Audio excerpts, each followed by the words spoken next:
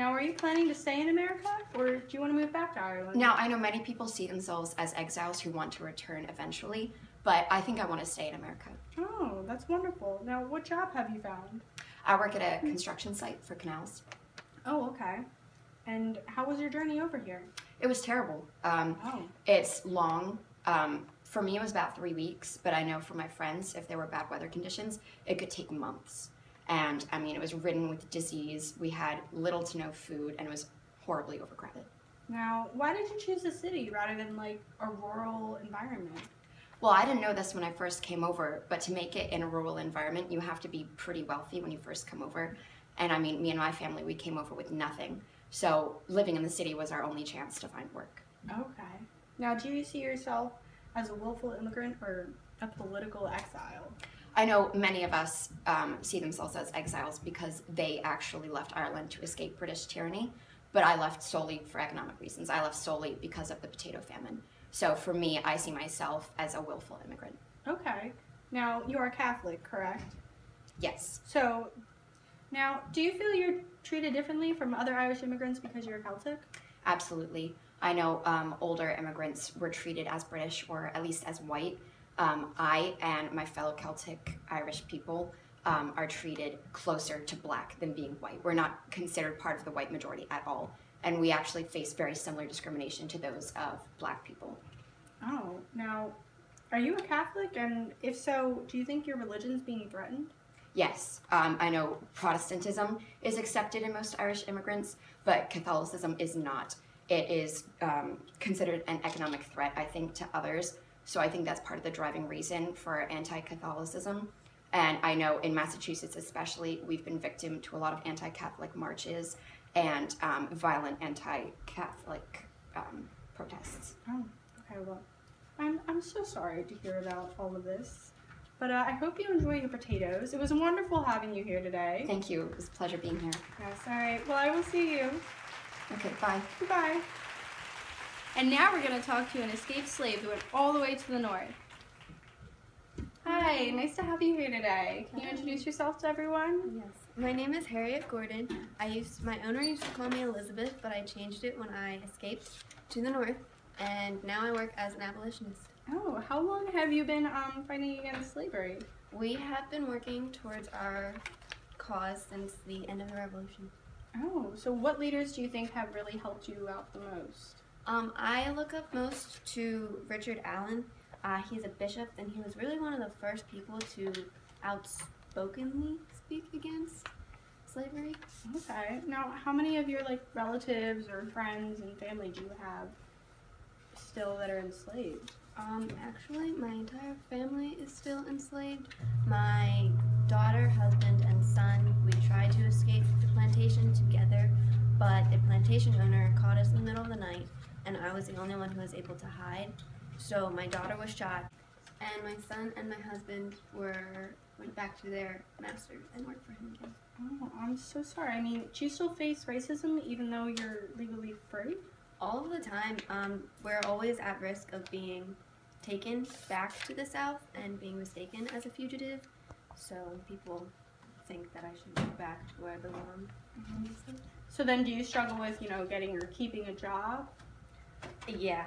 It really, my only job is to work in the anti-slavery department. So then what's your role in the anti-slavery movement? I help fugitives cross back into the North, and I make sure they get across safely, and then I also attend as many lectures of the abolitionists that I can, and I make sure we pass out pamphlets and things like that. Okay, so that's how you're spreading your news, correct? Mm-hmm. So how did the anti-Masonry movement inspire the abolitionist movement? It was really one of the first movements that called for immediate results, which is exactly what we want as well, and it kind of gave us the hope that maybe we could have a shot at success. Well, it was very nice meeting you. I'm sure everybody enjoyed hearing from you today. Thank you. All right, I'll see you. So now we're going to talk to a 49er from the apparent gold rush of California. Hi. Hi, Ellen. Hi, everyone in the audience. My name is Theodore Davis, and it's really nice to be back from California. I just got back. You're probably wondering how successful I was with this whole gold rush thing. I'm sorry to say that I actually didn't find any gold, but I did have a success of another type. And that's what I'm really excited to talk to you guys about today. Oh, that's wonderful. Now, besides gold, what made you motivated to move out west? Well, really gold was my main motivator in moving out west. Everyone was talking about this land of opportunity where you could go and make a fortune, even a poor guy like me. But it wasn't the gold itself that I really wanted. It was the opportunity that the money would provide for my son, actually, to get an education. His name is Levi. He's really great. But speaking of Levi, I actually met a guy out there named Levi. Something about making pants. I mean, I don't know. Maybe it'll turn out someday, but whatever. It was really for my son's sake that I went out west. Now, where did you live before this? I was actually born and raised in Maryland, to a little tiny family, not a lot of people, not much money, but yeah, I took the Oregon Trail all the way out to California on my horse, and followed the rest of the people who were out migrating. So what were the conditions like in the gold mines, you know? Oh my god. So what were the conditions like in the gold mines? In a word, crowded. In addition, quite terrible. Everyone was rushing out to California to try and make a fortune. So all these cities were popping up everywhere, but the conditions, I mean, like, you threw a city together in a few months, not even. Like, the conditions were just awful. There were people everywhere, and the area was really not equipped to house that many people at the time. So that was not a lot of fun. So what were the people like that went with you? Who went with me? It was just a lot of people from the East Coast. I went by myself, actually. No one from my family came. My wife passed away a few years ago, so she was obviously not with us. But my son stayed back with his aunt. And but people who I met out there, they were immigrants from all over the world, especially China. There were Chinese people everywhere, and I don't mean that in a racist way, but they were abundant. So then, I know you alluded to this earlier, but how much success did you have with finding gold? Honestly, none. I couldn't really find any gold. By the time I got there, everything was pretty much dried out in a way. But I was able to find success in other businesses. It was a booming city, so of course there were a lot of opportunities for growth and development and agriculture and just economic growth that I was able to find a job, and provide for my son that way. So then how exactly did you try to find the gold? Well, it's actually quite a complicated process. We would use these hydroelectric systems and not hydronic systems, so just pretty much water to wear away at dirt and stuff and sort through the gold.